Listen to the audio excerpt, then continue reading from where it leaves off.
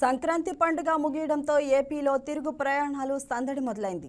ఊర్లకు వెళ్లిన వారంతా హైదరాబాద్ బాట పట్టడంతో ఏపీలో ప్రధాన నగరాలు, పట్టణాల్లో రద్దీ విపరీతంగా పెరిగింది. ఉద్యోగాలకు వెళ్లే యువత, చదువుల కోసం తిరిగి వస్తున్న విద్యార్థులతో విజయవాడలోని పండిట్ నెహ్రూ బస్టాండ్ సందడిగా మారింది. బస్టాండ్లోని అన్ని ప్లాట్ఫామ్లు ప్రయాణికులతో కిక్కిరిసిపోయాయి. ప్రయాణికుల రద్దీని దృష్టిలో పెట్టుకుని ఆర్టీసీ అధికారులు అదనపు బస్సులు అందుబాటులో ఉంచారు. మరింత సమాచారం మా స్పెషల్ కరెస్పాండెంట్ బిందు అందిస్తారు.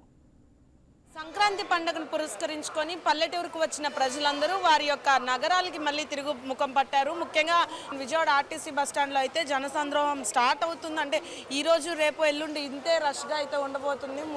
ఎవరైతే పల్లెటూర్లకి సంక్రాంతి పండుగ జరుపుకోవడానికి విద్య, ఉద్యోగం, వ్యాపారం కేంద్రాలుగా చేసుకున్న వారందరూ కూడా పల్లెటూర్లకి వారి యొక్క సొంత ఊర్లకి వెళ్ళి వచ్చిన వాళ్ళందరూ కూడా ఇప్పుడు తిరుగుముఖం పడుతున్నారు. ముఖ్యంగా ఆర్టీసీ బస్టాండ్ కూడా బస్ టికెట్స్ అన్నీ ఇప్పటికే ఫిల్ అయిపోయినాయి.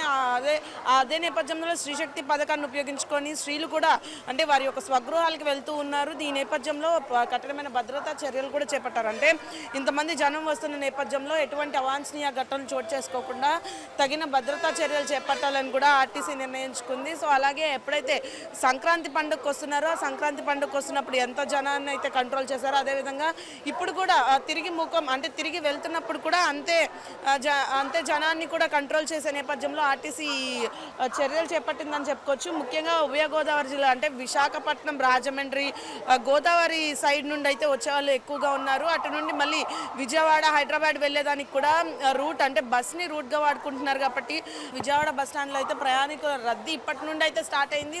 ఇంకా సాయంత్రానికి కానీ రేపటికి ఇంకా కొనసాగనుంది.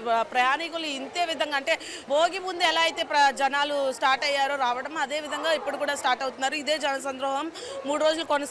కాబట్టి ఏపీఎస్ఆర్టీసీ కూడా తగిన చర్యలు చేపట్టింది. ప్రతి ఒక్క బస్టాండ్లో కూడా ఇటువంటి భద్రతా చర్యలు చేపట్టింది. ముఖ్యంగా విజయవాడ బస్టాండ్లో కూడా ఇంతే భద్రతా చర్యలు చేపట్టింది. పోలీసులు కూడా బస్టాండ్ చుట్టుపక్కల కూడా ఉన్నారని చెప్పుకోవచ్చు. ఇది ఇక్కడ పరిస్థితి. వీడియో జర్నలిస్ట్ విశ్వనాథ్తో Bindu, YK news, Vijayawada. Hi viewers, ఈ వీడియో మీకు నచ్చినట్లయితే లైక్ కొట్టి షేర్ చేసి వైకే టీవీని సబ్స్క్రైబ్ చేసుకోండి.